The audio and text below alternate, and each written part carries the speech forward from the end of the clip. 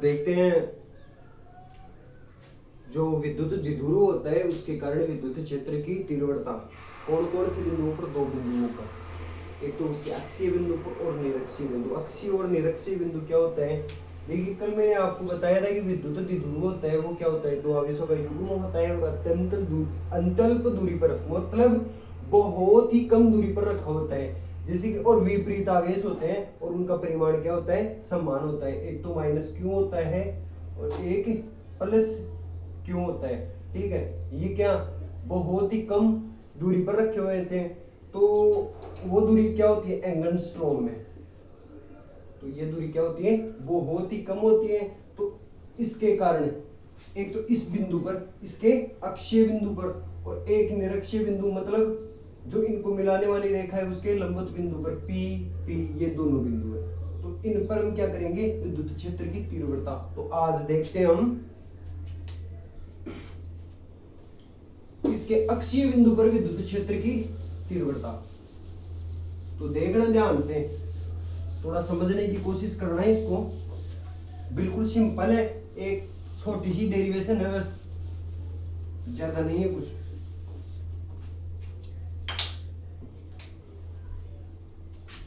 तो यहां पर क्या आ गया,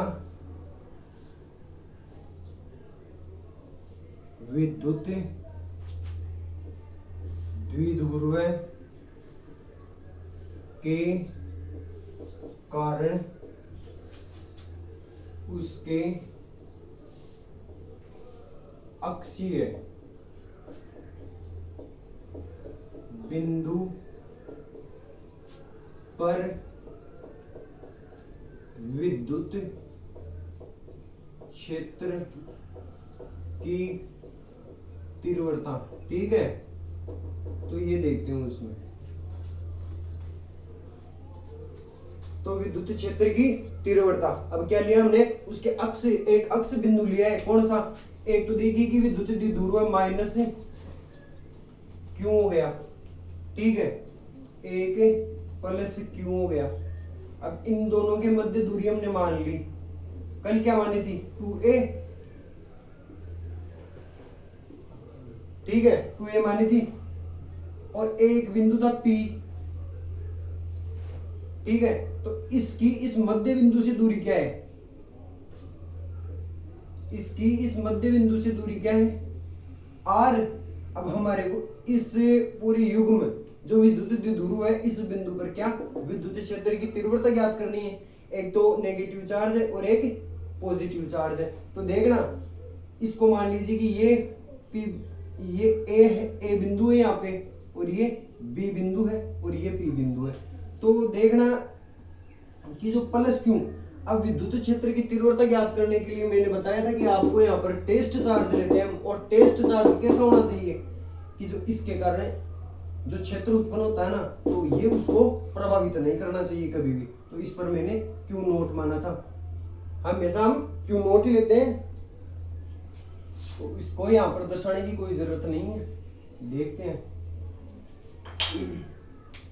अब क्या परीक्षण आवेश क्या होता है, पॉजिटिव होता है, धनात्मक आवेश होता है। तो धनात्मक आवेश को क्या प्रतिकर्षित करते हैं, तो विद्युत क्षेत्र की डायरेक्शन क्या हो जाएगी, E1 ये हो जाएगी, और इससे ये मिला दो। ठीक है, इसके कारण तो इस डायरेक्शन में हो जाएगी विपरीत दिशा में। और देखो माइनस क्यू, जो परीक्षण आवेश पॉजिटिव है तो इसको क्या करेगा, अट्रैक्टिव मतलब आकर्षित करेगा, तो इसके कारण क्या हो जाएगी, E2। ठीक है, तो अब देख लो कि जो सिंपल सी परिभाषा निकल कर आती है कि यहाँ पर टोटल जो हम विद्युत क्षेत्र की तीव्रता निकालेंगे दोनों का क्या होगा, सदिश योग होगा। तो E बराबर क्या हो जाएगा यहाँ पे, E सदिश E1 प्लस E2, और विद्युत क्षेत्र की तीव्रता क्या होती है, एक सदिश राशि होती है। ठीक है, अब मैं देखता हूं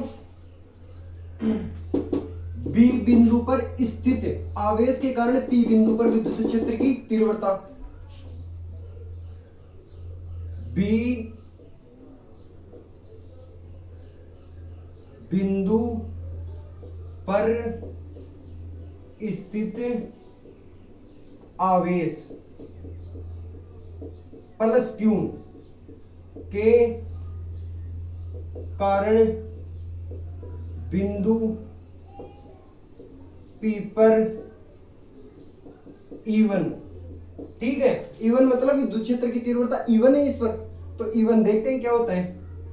अब देखना, मैंने आपको क्या बताया था पहले कि बिंदु आवेश के कारण विद्युत क्षेत्र की तीव्रता जो मैंने निकाली थी तो वो क्या आई थी यहाँ पे, के क्यू अपॉन आर स्क्वायर। अब देखना, इससे और इसके बीच में डिस्टेंस क्या है ये देखना पहले। तो ये आर है और ये क्या थी, ए, टोटल 2a, मध्य बिंदु से a, तो ये डिस्टेंस कब बचेगी, r माइनस a, कि r में से एक को घटा दो तो ये बच जाएगी।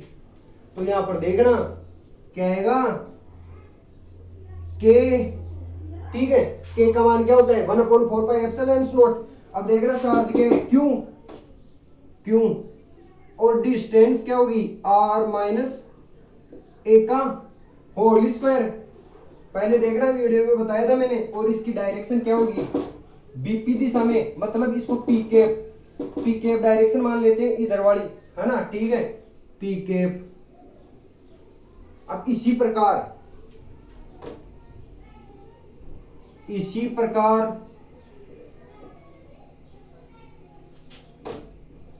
ए बिंदु पर स्थित आवेश के कारण पी बिंदु पर E2, बताया मैंने कि इसके कारण इस बिंदु पर विद्युत क्षेत्र की तीव्रता क्या होगी, E2। तो यहां पर E2 लिख देते हैं। अब E2 हो गई, देखना यहां पर चार्ज नेगेटिव है तो ये मत भूल जाना कि यहां पर इसका परिमाण ही लिखना है हमारे को, बस डायरेक्शन से मतलब है कि इसकी डायरेक्शन क्या होगी माइनस पी के, कि इसके अपोजिट हो जाएगी। लेकिन चार्ज का परिमाण ही आएगा यहां पर, चार्ज का परिमाण हमेशा चेंज नहीं होता है, सॉरी यहां पर स्मॉल क्यू।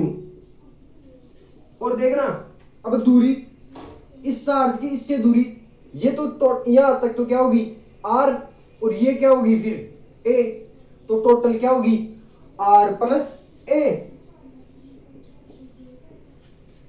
क्या स्क्वायर का फैक्टर।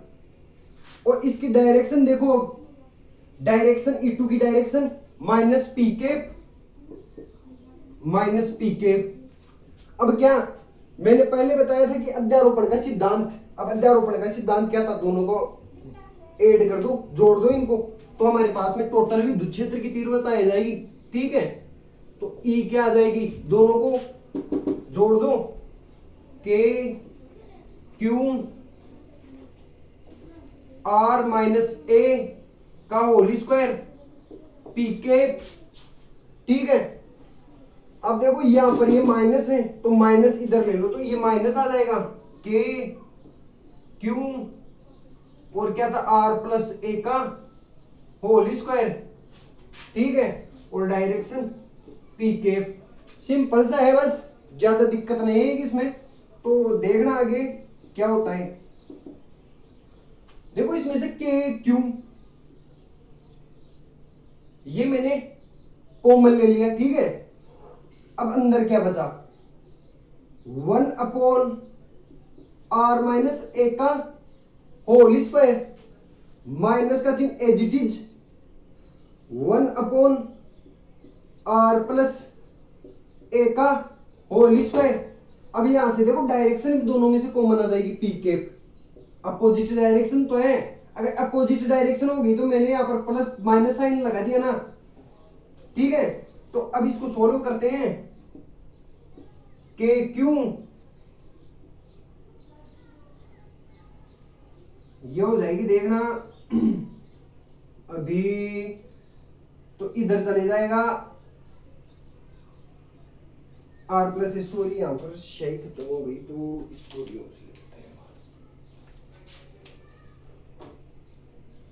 आर प्लस ए का होल स्क्वायर, ठीक है, और माइनस आर माइनस ए का होल स्क्वायर, ठीक है। अब दोनों को देखना, R minus A, R plus A पूरे का होल स्क्वायर और की पी के, ठीक है, डायरेक्शन ये आ जाएगी। अब इसको हम सोल्व करेंगे तो हमारे पास में क्या बचेगा देखना एक बार, यहां पे आर स्क्वायर, ठीक है, प्लस 2ra प्लस ए स्क्वायर, इधर देखना minus R square plus 2ra minus ए स्क्वायर, आर स्क्वायर से R square cancel, A square से ए स्क्वायर कैंसिल, तो यहां पर क्या बच जाएगा 4r a upon r square minus A square का होल स्क्वायर, ठीक है, ये हो गया ना। तो अब इसमें देखिए कि जो विद्युत द्विध्रुव होता है, विद्युत द्विध्रुव है वो बहुत ही अंतल्प दूरी पर रखा होता है, कि आवेश होते हैं इसमें बहुत ही अंतल्प दूरी पर होते हैं। तो मैं आर की तुलना में इस ए को क्या मान सकता हूं, नगण्य मान सकता हूं। तो नगण्य मानने पर जैसे आर बहुत ज्यादा हो गया ए से, तो मैं इसकी तुलना में क्या मान लूंगा, इसको नगण्य, ठीक है, ये हो गई। तो यहां से क्या आ गया, के क्यू 4 तो ये है ही, ठीक है, आर के क्यू, के बच ही गया, क्यू आ ही गया, और ए एज इट इज कर दो, ठीक है। तो यहां पर क्या बच जाएगा, आर की पावर 4 हो गई ना, ठीक है। अब आर से आर, तो यहां पर आर क्यूब बच जाएगी, यहां पे लिखने की जगह नहीं है तो मैं यहां पर लिख देता हूं। तो ई क्या आ जाएगी देखना एक बार। अब देखो एक बार मैंने आपको बताया था कि विद्युत द्विध्रुव गुण क्या होता है, पी क्यू और 2a। अब देखना इसमें से 2a और q, तो यहां पर क्या आ जाएगी 2kp अपॉन r क्यूब। तो ये क्या आती है, विद्युत द्विध्रुव के कारण उसके अक्षीय बिंदु पर विद्युत क्षेत्र की तीव्रता और डायरेक्शन क्या हो जाएगी, पी कैप, ठीक है। तो हमने देखा था कि जो बिंदु आवेश होता है ना, तो उसके कारण तो व्युत्क्रम वर्ग के नियम से क्या घटती है, विद्युत क्षेत्र की तीव्रता, और यहां पर क्यूब का फैक्टर आ गया, तो विद्युत क्षेत्र की तीव्रता यहां पर दूरी बढ़ने पर बहुत ही जल्दी घटेगी, ठीक है। तो यहां पर ऐसे लिख दूं मैं, E proportional to 1 upon r cube, तो देख लो, एक तो जो बिंदु आवेश होता है उसके कारण विद्युत क्षेत्र की तीव्रता, जो विद्युत द्विध्रुव गुण है उसके अक्षीय बिंदु पर जैसे दूरी बढ़ती है तो उसकी तुलना में ज्यादा घटती है विद्युत क्षेत्र की तीव्रता, ठीक है। वो आर स्क्वायर का फैक्टर होता है यहां पर, और ये क्यूब का फैक्टर होता है। तो आज के लिए इतना ही, कल देखें हम विद्युत द्विध्रुव के कारण उसके निरक्षीय बिंदु पर, निरक्षीय बिंदु कौन सा, ये बिंदु, इस बिंदु पर देखेंगे विद्युत क्षेत्र की तीव्रता। तो मिलते हैं नेक्स्ट वीडियो में, धन्यवाद।